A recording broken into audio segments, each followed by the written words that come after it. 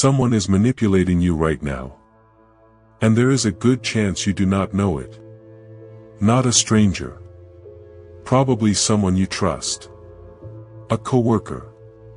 A partner. Maybe a family member. Manipulation rarely looks like what you see in movies. It does not announce itself. It does not feel threatening. Most of the time, it feels like your own idea. That is the point. In the next 10 minutes, I am going to walk you through 7 psychological tactics that manipulators use. Not to make you paranoid, but to give you something more powerful than paranoia. Recognition.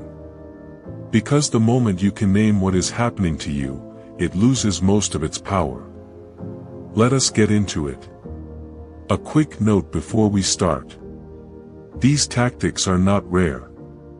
They show up in relationships, workplaces, sales, politics, and online spaces every single day. Some people use them consciously. Others learn them as survival mechanisms and do not even realize they are doing it.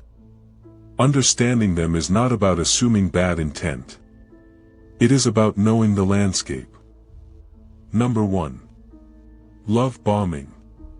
It starts with intensity. Constant attention. Compliments that feel almost too perfectly calibrated. Texts every hour. Phrases like, "I have never met anyone like you." Plans for the future, made after 2 weeks. Love bombing is the deliberate flooding of affection, validation, and closeness.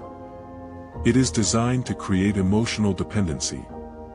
Before you have had time to evaluate whether this person is actually safe. It is used most often at the start of romantic relationships. But it also appears in cults, high-pressure sales environments, and predatory friendships. Here is the tell. The attention feels disproportionate to the length of time you have known someone. It can feel flattering, almost overwhelming. And when you pull back even slightly, the warmth disappears quickly. That disappearance is the reveal. Healthy affection builds.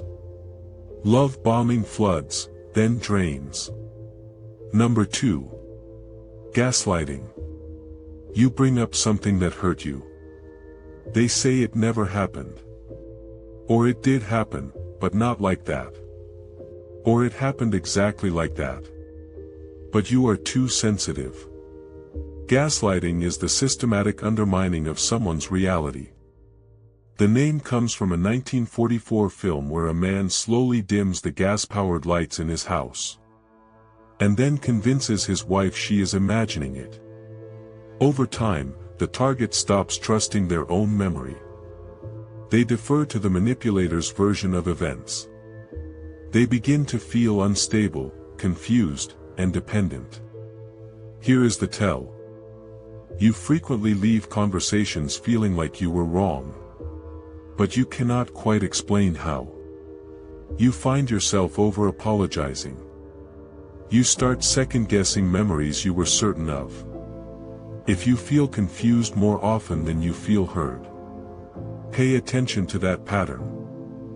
Number 3. The Darvo flip.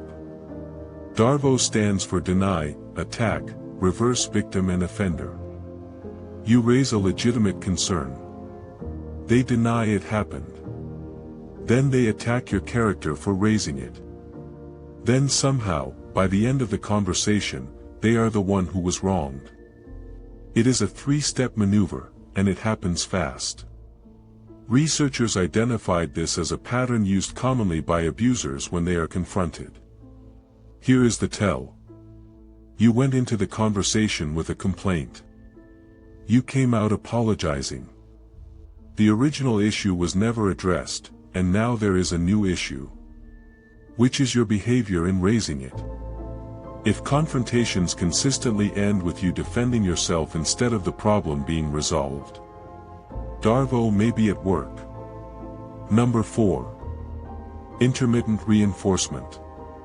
Psychologists have known for decades that the most addictive reward schedule is not consistent reward. It is unpredictable reward. Slot machines pay out randomly. That randomness is exactly what makes them impossible to walk away from. You never know if this pull will be the one. Manipulative people, often unconsciously, operate the same way. Warmth and coldness alternate without clear reason. Affection is given, then withdrawn. You never know which version of them you are getting today. And that uncertainty keeps you hooked. You keep trying to get back to the good version. You work harder. You walk on eggshells. You become focused on them rather than your own needs. Here is the tell. You feel more anxious around this person than calm. Good moments feel like relief rather than the baseline. You are constantly trying to figure out what you did wrong. The relationship has become a puzzle you feel compelled to solve. Number 5. Triangulation. A manipulator does not always come at you directly. Sometimes they use a third party as a tool. They mention how their ex never complained about this. They talk about how much their coworker appreciates them. They compare you, sometimes explicitly, sometimes by implication, to someone else who seems to be doing it right. Triangulation manufactures jealousy, competition, and insecurity. It keeps the target focused on earning approval, rather than evaluating whether they actually want to be in this dynamic. It also appears in families, where a parent plays siblings against each other, and in workplaces, where a manager uses comparison to motivate through anxiety instead of genuine recognition. Here is the tell. You feel like you are competing for someone's affection or approval, but you never applied for that competition.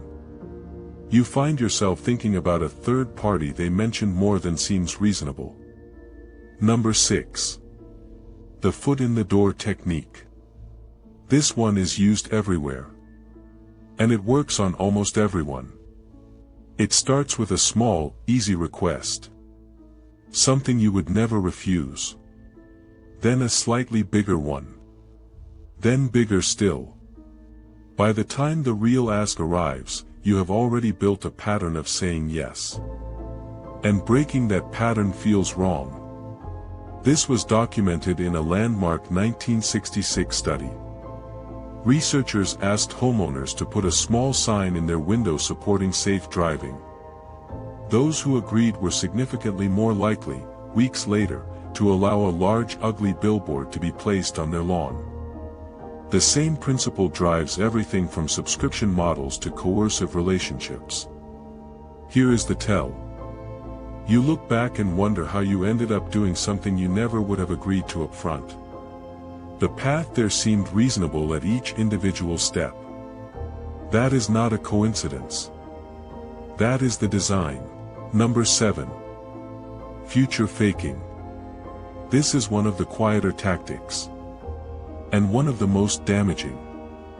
Future faking is making promises, plans, or commitments with no intention of following through. The purpose is not to deceive you about right now. It is to keep you invested in a future that keeps you compliant in the present. Phrases like, "I am working on changing," or, "We will take that trip next year," or, "Once things settle down, everything will be different."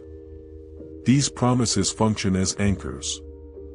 They give you a reason to stay, to tolerate the current situation, to give it just a little more time.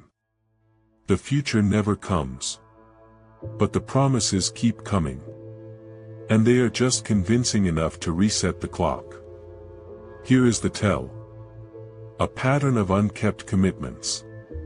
Particularly ones that would have required this person to change or invest in you. Notice whether the promises arrive right when you are closest to leaving. Now here is what I want you to take away from all of this. None of these tactics require someone to be a villain. Most manipulation happens in gray areas, from people who are themselves wounded, scared, or operating on patterns they were taught. That does not make it okay. But it does mean the antidote is not fear. It is clarity. Name the pattern. Trust your own perception. And notice how you feel consistently around someone, not just in the best moments.